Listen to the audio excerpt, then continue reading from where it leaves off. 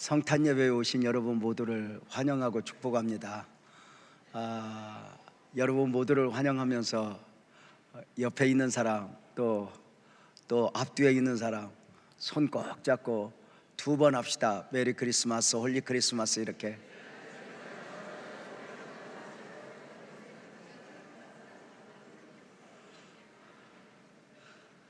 한 번 더 합시다. 손 잡고 나로 인해 당신이 행복했으면 좋겠습니다. 이렇게.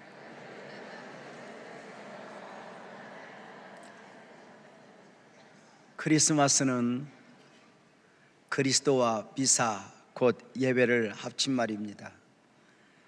그러므로 크리스마스는 아기로 오신 예수 그리스도를 예배하고 경배하는 날입니다.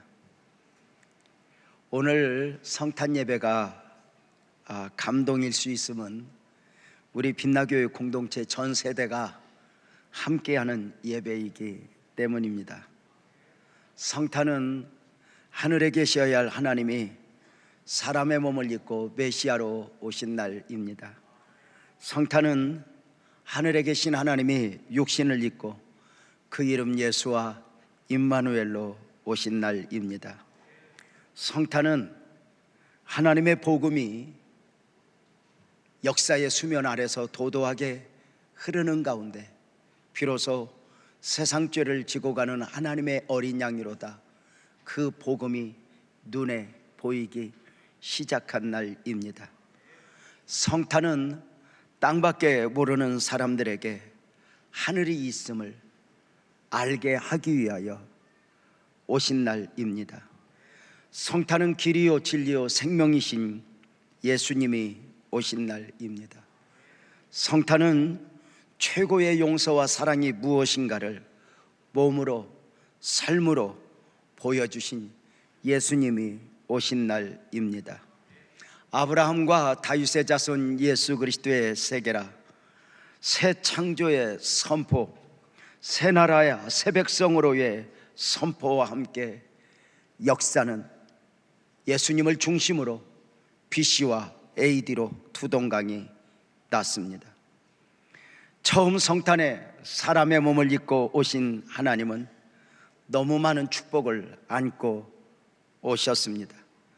그 축복의 은혜를 입은 사람들이 오늘 이 성탄의 날에 예배로 경배하고 있는 것입니다. 성탄의 은혜를 입은 복음적 그리스도인들에게 성탄이 요구하는 영성이 있습니다.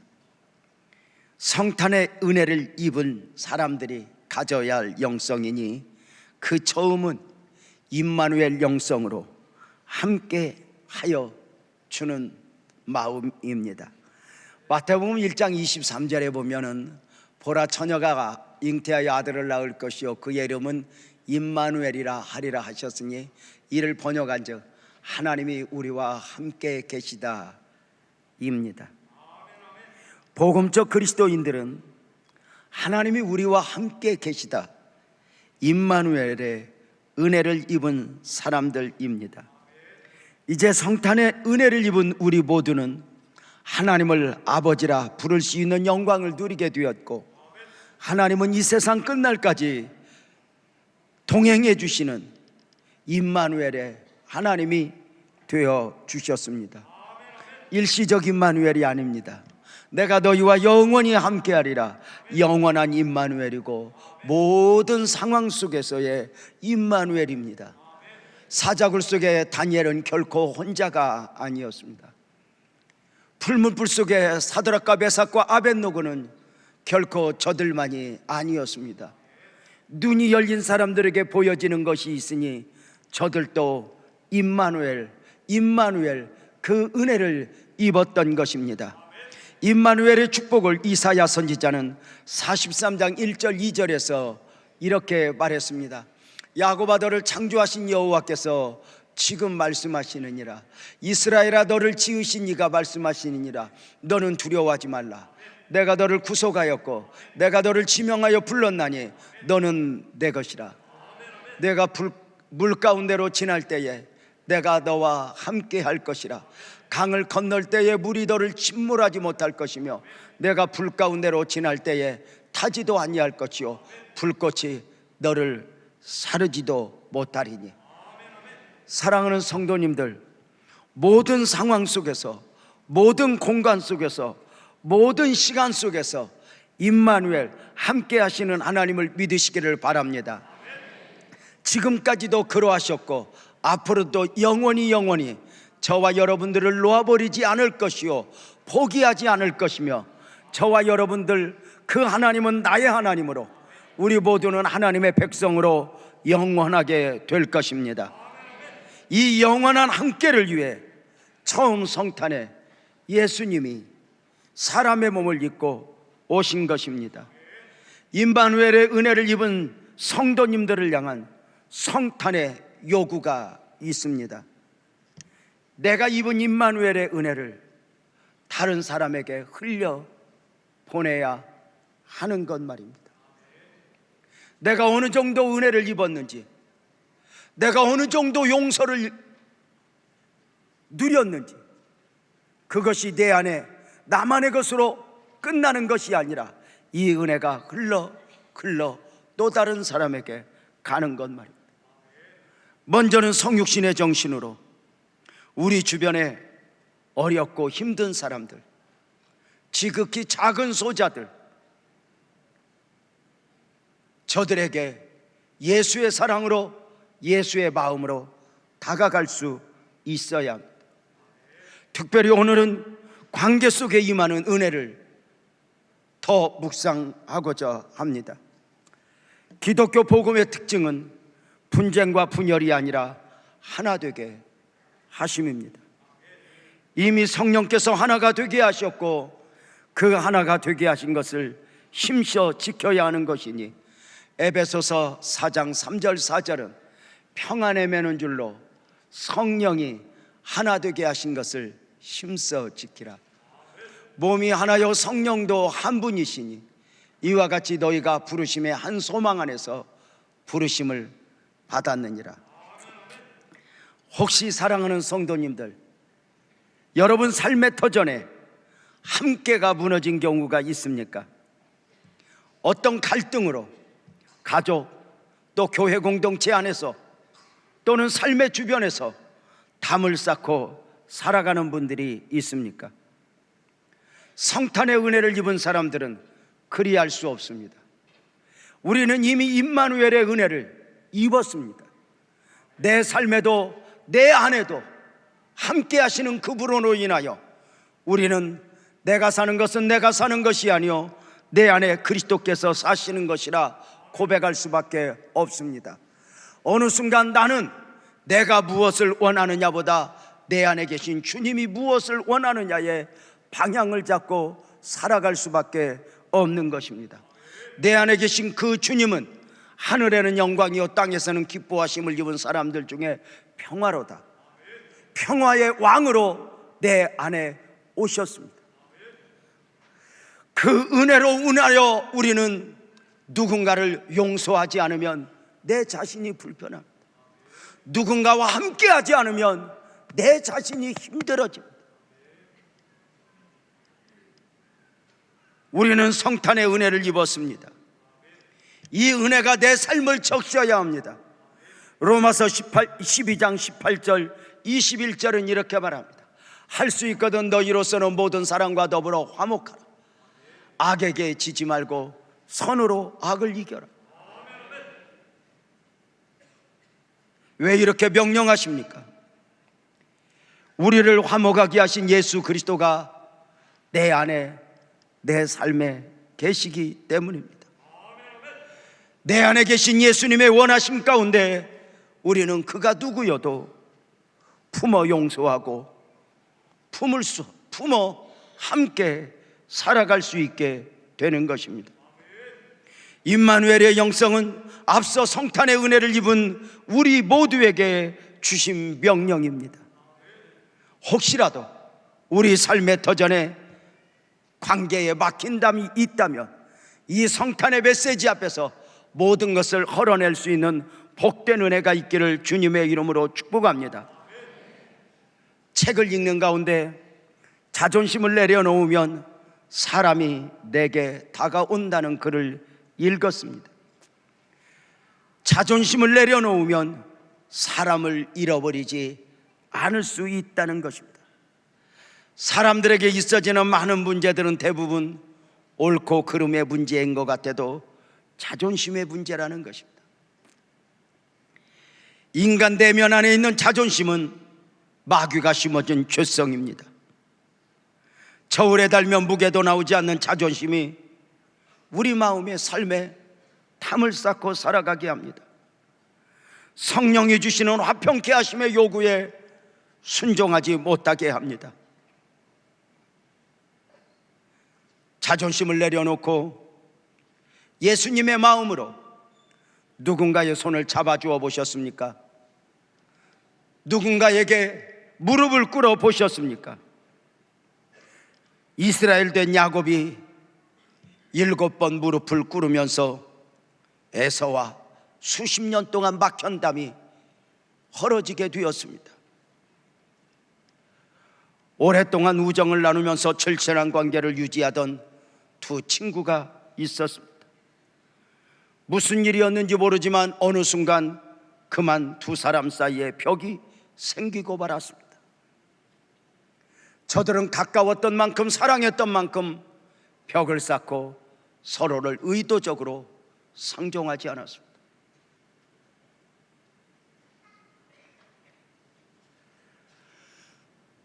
돌이켜보면 무엇이 문제인 줄 모르지만 자존심의 포로가 되어 서로에게 담을 쌓고 살아가니 둘 다 행복하지 않았습니다. 그 중에 한 사람이 누군가의 전도를 받아 예수를 믿게 되었고 어느 날 성탄의 메시지를 듣게 되었습니다. 먼저 다가가 사랑하고 용서해야 한다고, 마음에 거룩한 부담이 있다면 아멘 해야 한다고 말입니다. 그는 성탄의 메시지를 가슴에 안고 자존심을 내려놓고 그 친구에게 마음을 열기 시작했습니다. 우선 다가갈 수 없어 편지를 한 통, 5통을 썼지만 그 친구는 무엇이 상했는지 반응을 보이지 않았습니다. 집으로 찾아가 문을 두드렸지만 열어주지 않습니다.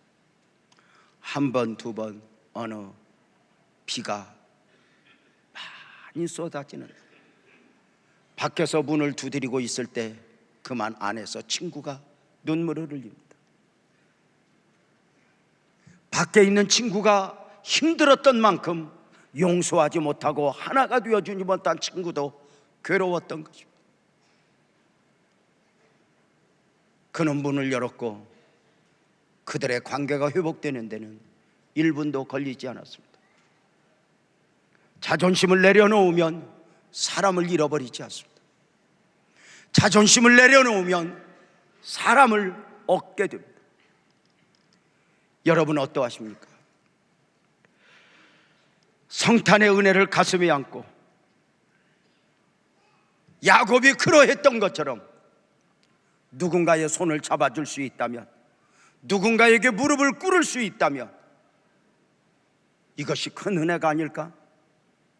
먼저 내려오면 되는 것 아닐까? 성육신하신 주님은 어떻게 하셨습니까?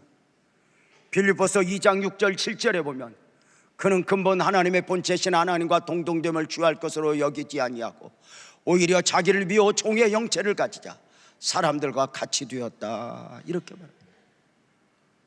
자기를 비워 사람들과 같이 되었습니다. 자존심을 내려놓으면 사람을 잃어버리지 않을 수 있습니다. 부모와 자식이 언제까지나 함께 할 수 있음은 부모의 내려놓음입니다. 어느 누구도 자식이 부모의 만족을 채워줄 수는 없습니다. 언제나 부모가 먼저 손을 내밀고, 언제나 부모가 먼저 그를 안아주고, 언제나 부모가 기다려주기에 부모와 자식, 자식과 부모의 관계가 유지될 수 있는 것 아닐까? 사랑하는 성도님들에게 묻겠습니다. 지나온 삶을 한번 돌아보십시오. 여러분 삶의 흔적에 혹시 누군가에게 잘했든 잘못했든 아무 상관없이 누군가에게 무릎을 꿇어보셨습니까? 누군가에게 진심된 사과를 해보셨습니까? 30년 목회했습니다. 돌이켜보면 한없이 부족했던 목사,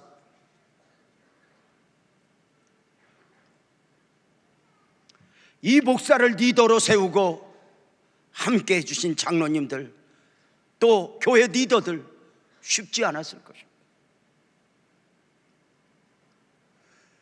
돌이켜보면 서로 의견이 달랐던 적도, 돌이켜보면 이것 때문에 작은 갈등들도 수없이 있었지만,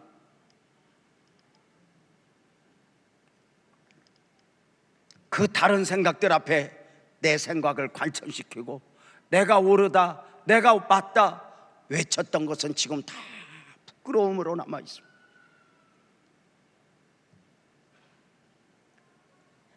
시간이 지나고 보니 무엇이 옳으냐 그르냐가 중요한 것이 아니었습니다. 이익이냐 손해냐도 중요한 것이 아니었습니다. 10년 전에 보았던 이익이 지금도 이익으로 남아있는 것 아닙니다. 10년 전에 옳았던 것이 지금도 옳은 것이 아니었습니다. 그러나 남아있는 것이 있습니다. 누군가 앞에 무릎을 꿇었던 기억,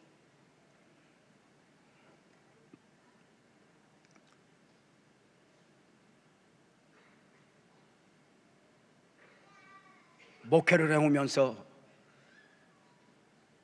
지금도 마음속에 남아있는 참 감사와 자긍심은 누군가를 이겨낸 것이 아닙니다. 무릎 꿇은 것입니다.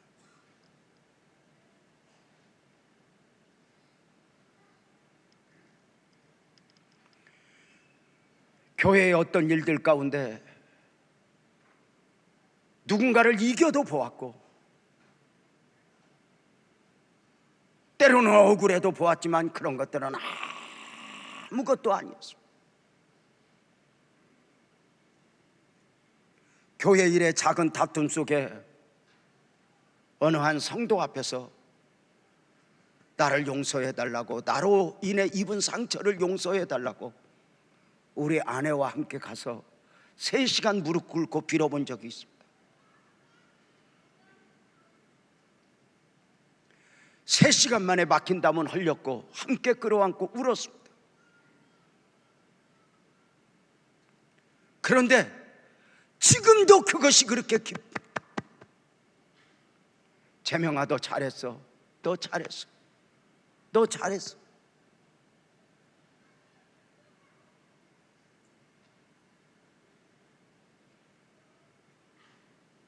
자기를 낮추는 것이 삶의 원리. 은혜는 물과 같아서 낮은 곳을 향하여 흐르게 되어 있습니다. 배우자 앞에서 자신을 높이면 절대로 똑똑한 척은 할 수 있지만 은혜는 없습니다. 자신을 내려놓아 낮추는 만큼 은혜는 고이고 쌓여 나 자신을 풍성하게 합니다. 그러나 나 자신을 우월하게 높여놓으면 메말라버려.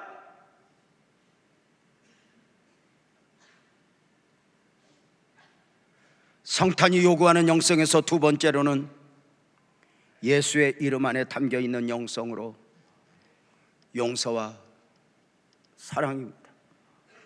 마태복음 1장 21절에 보면 아들을 낳으리니 이름을 예수라 하라. 이는 그가 자기 백성을 그들의 죄에서 구원할 자이심이라.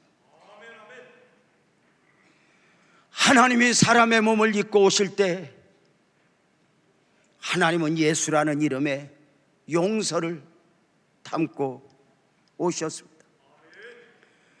그 이름 예수, 용서가 없이는 성탄의 목적인 임마누엘을 이룰 수 없기 때문이었습니다. 교회가 교회되어지고 가정이 가정되어지는 절대 원리는 더 큰 용서와 더 큰 사랑입니다. 용서에 인색하게 되면 교회가 교회될 수 없고, 용서에 인색하게 되면 부부관계도 무너져 가정이 가정될 수 없습니다. 교회 공동체, 가정 공동체가 존재할 수 있는 이유는 누군가가 더 잘해서가 아니라 더 많이 용서하기 때문입니다. 용서는 모든 인간의 삶에 있어 양식이 필요한 만큼이나 절대 요소입니다. 어느 한 사람이 일방적으로 늘 실수하고 늘 잘하는 것이 아닙니다. 모든 사람은 용서가 필요하니, 용서로 삶을 살아야 하는 이유를 세 가지로 간단하게 정리하면, 먼저는 내가 더 큰 용서의 은혜를 입었기 때문입니다. 내가 입은 용서를 그리고 또 다른 사람에게 베풀어 주는 것입니다. 용서는 절대로 선택이 아닙니다. 용서의 근거는 오직 하나님의 은혜 안에서 찾는 것이지 용서의 대상에게 찾는 것이 아닙니다. 당신이 하는 것 보아서, 네가 하는 것 보아서 이것은 진정한 용서가 아닙니다. 마태복음 18장에는 일반 달란트의 은혜를 입고 단 100데나리온에게 용서를 하지 않는 그가 어떤 대가를 지불하고 있는가를 우리에게 보여주고 있습니다. 더 큰 은혜를 입고도 용서하지 못하는 사람이 있다면 그것은 하나님의 은혜가 절대로 아닙니다. 그러나 안타깝게도 용서는, 사랑은 인간의 본성이 아닙니다.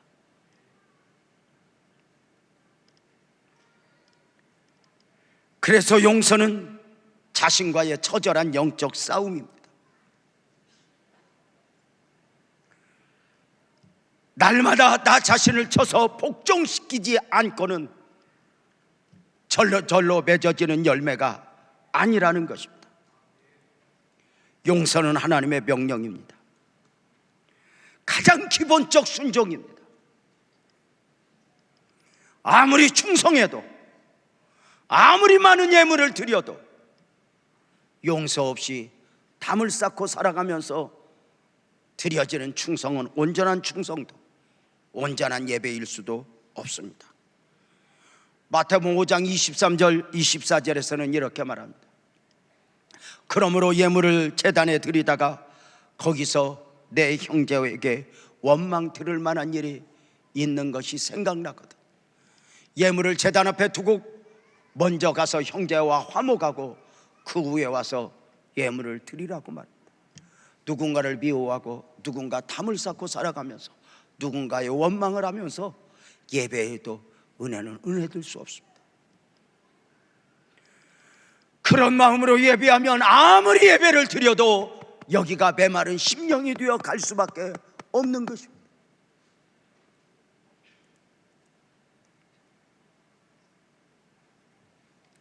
어느 정도 하고 만족해서는 안 됩니다.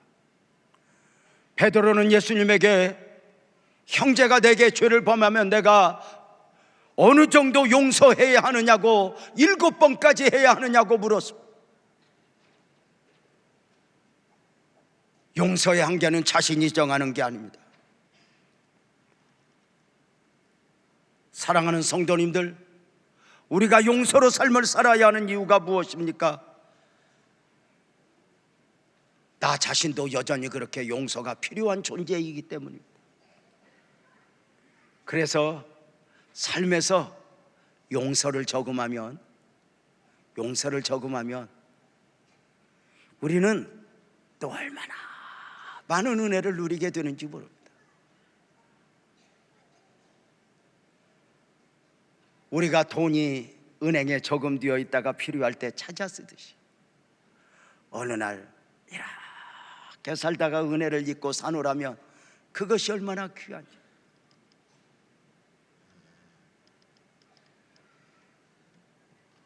용서의 기준이 골로새서 3장 13절에 보면 이렇게 말합니다.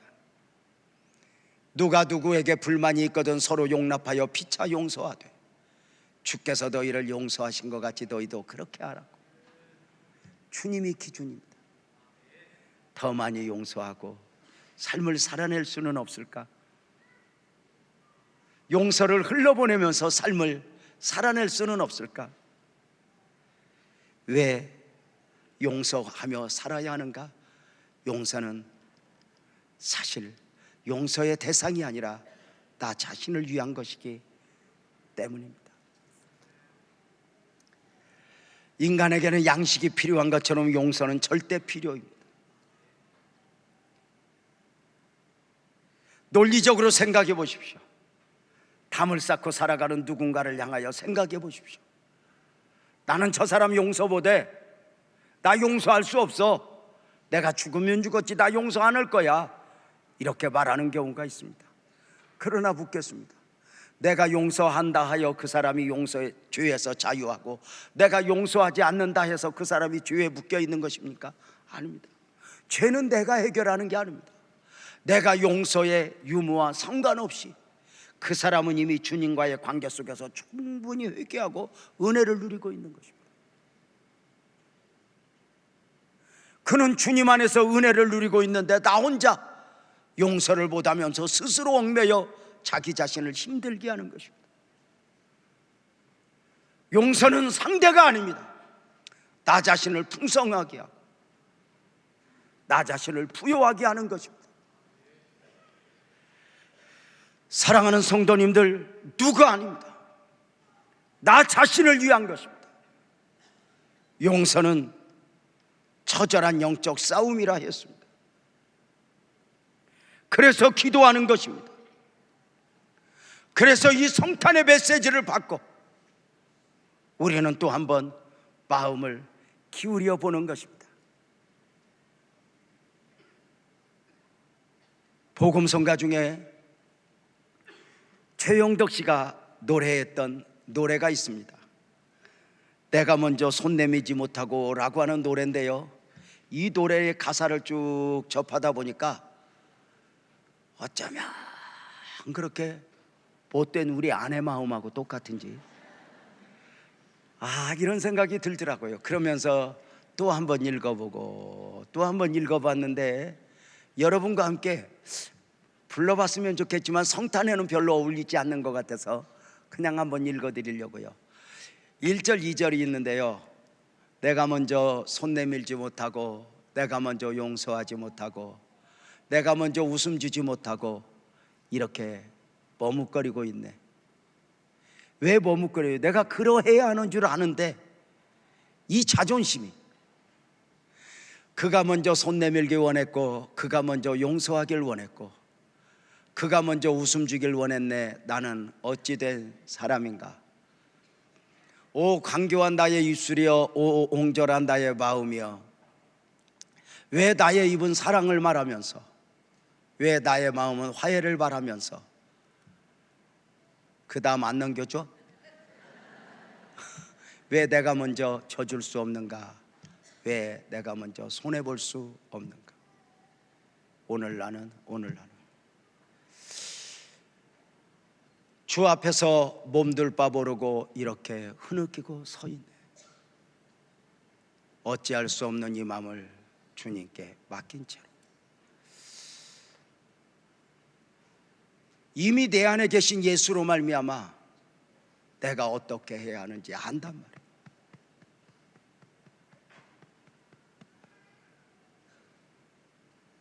그런데 스스로 자존심의 울타리 안에 갇혀서 나 자신을 힘들게 하는,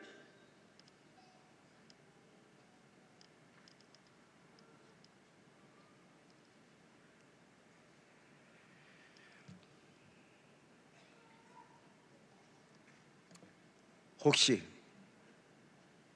부부, 혹시 부모와 자식, 혹시 가족, 혹시 교회 안에 무엇인가 막힌 담이 있다면 주의 이름으로 바라기는 다 내려놓고 주님의 마음으로 한 해를 마무리하고 한 해를 맞을 수 있으면 좋겠다. 싶은 마음. 성탄이 요구하는 영성 세 번째로는 섬김입니다. 마가복음 10장 45절에 보면 인자가 온 것은 섬김을 받으려 함이 아니라 도리어 섬기려, 그리고 자기 목숨을 많은 사람의 대속물로 주기 위해, 이렇게 말씀합니다. 예수님의 삶은 섬김이었습니다. 예수님은 섬김을 위해서 자신을 낮추셨습니다. 빌립보서 2장 6절에 보면 그는 근본 하나님의 본체시나 하나님과 동등됨을 취할 것으로 여기지 아니했다고 말합니다. 예수님은 본래 하나님이셨습니다. 하나님으로서 모든 영광을 다 누릴 수 있으셨습니다. 그러나 성탄으로 오신 예수님은 모든 것을 내려놓으셨습니다. 어느 정도까지? 빌립보서 2장 7절은 오히려 자기를 비우어 종의 형체를 가지사 사람들과 같이 되었다고 말합니다. 자기를 비웠답니다. 비운다는 것은 자신의 권리, 자신의 위치를 내려놓는 것입니다. 비운다는 것은 자신의 권리, 자신의 위치에 집착하지 않는 것입니다.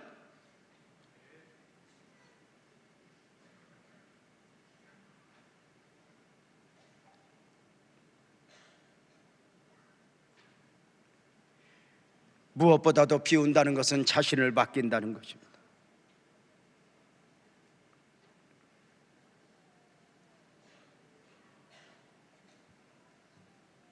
아브라함이 갈 바를 몰랐지만 말씀에 의지하여 그 삶을 살아냈듯이 내 생각, 내 계산, 내 마음이 아니라 내가 만든 길은 길이 아니라는 말이 있습니다. 내가 만든 길, 내가 만든 방법은 우선은 길인 것 같고 우선은 해답인 것 같지만 또 아니올시다.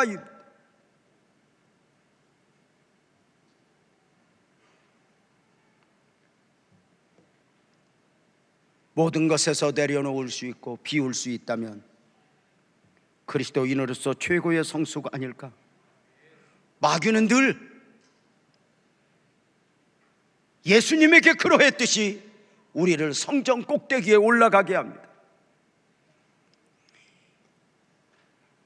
미움에서, 삶에서 왕노릇하게 합니다.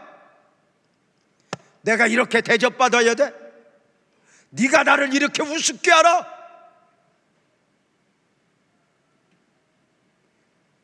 내가 가만히 있으니까 사람도 아니게 보여.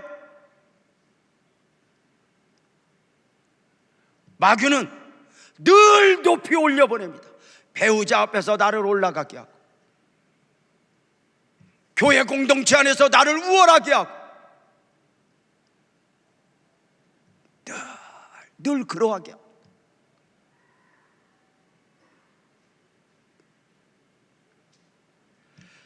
자신을 높이면 절대로 은혜는 없습니다. 자신에 대하여 우월하면 절대 심령은 메말라 있게 됩니다.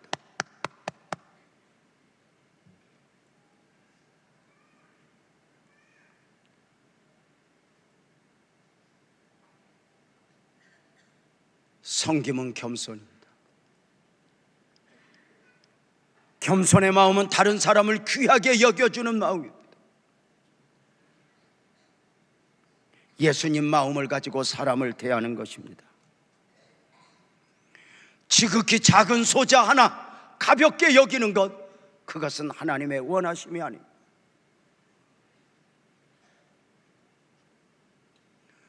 갑자기 생각이 나는데요, 교역자들과 함께 식사를 하는 가운데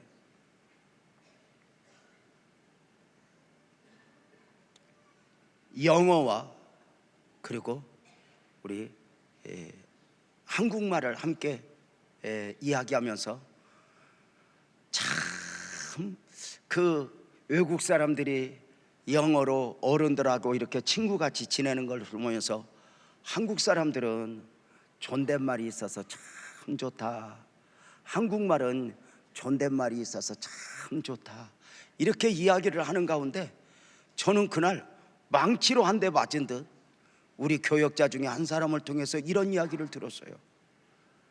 영어에는 존대어가 없고 우리 한국말은 존대어가 있으니 어린들에게 진지잡수셨습니까? 뭐 이런 말이 있으니 얼마나 좋냐 했더니 이렇게 말합니다. 목사님, 이렇게 보는 시각도 있어요. 영어에는 존댓말이 없는 게 아니라 반말이 없어요.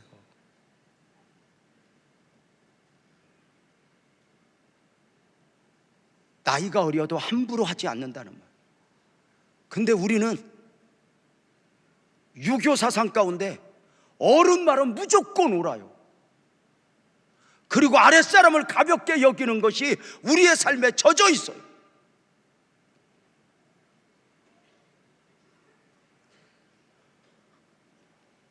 사장이 종업원들에게 갑질을 해요. 목사가 부교역자들에게 갑질을 해요.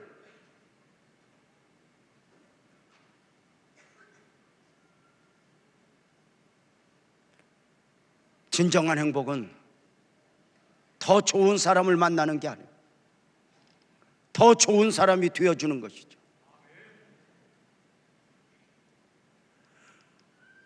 삶의 인격은 그 사람이 어떠하든지 함부로 하지 않는, 소자마이드 예수님을 대하듯 귀하게 여기고 예수님을 대하듯 소중하게 여겨주는 것.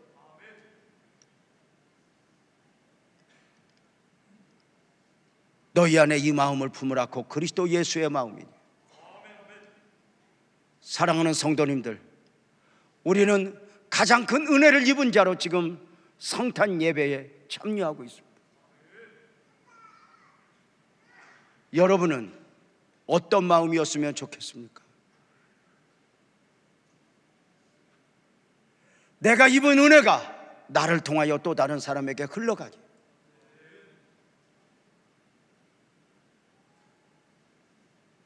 나는 용서하고 있는가? 나는 나와 다른 사람들, 나에게 실수했던 사람들, 그 누군가의 손을 잡아주어 보았는가? 60이 넘겨 살아오면서 신앙인으로서 지금도 이렇게 너무 잘했다 재명아, 남아있는 것은 교회를 건축하고 이게 아니에요. 무릎 꿇었던 거, 용서했던 거, 안아주었던 거.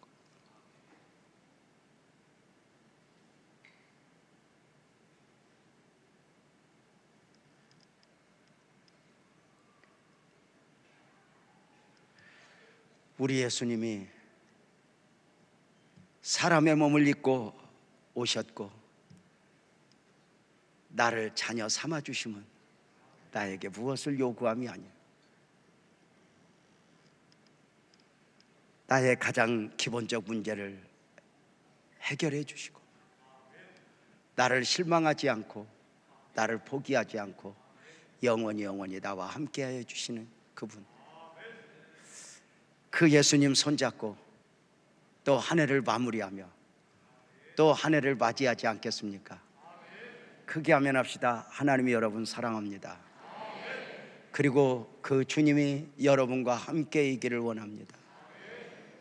자존심을 내려놓으면 사람을 잃지 않습니다. 자존심을 내려놓으면 내 삶의 주변에 담아놓은 하나님의 은혜들, 축복들을 마음껏 누릴 수 있습니다. 스스로 울타리 안에 갇혀 있으면 그 은혜들을 누릴 수가 없습니다. 먼저 손 내밀어 주십시오. 먼저 손 잡아 주십시오. 그리고 먼저 안아 주십시오. 어쩌면 이 성탄에 주님이 여러분들의 수고를 보시며 여러분들의 사랑과 용서를 보시면서 박수를 쳐줄 것이라고 믿습니다. 주님이 저와 여러분을 기대합니다. 기도하겠습니다.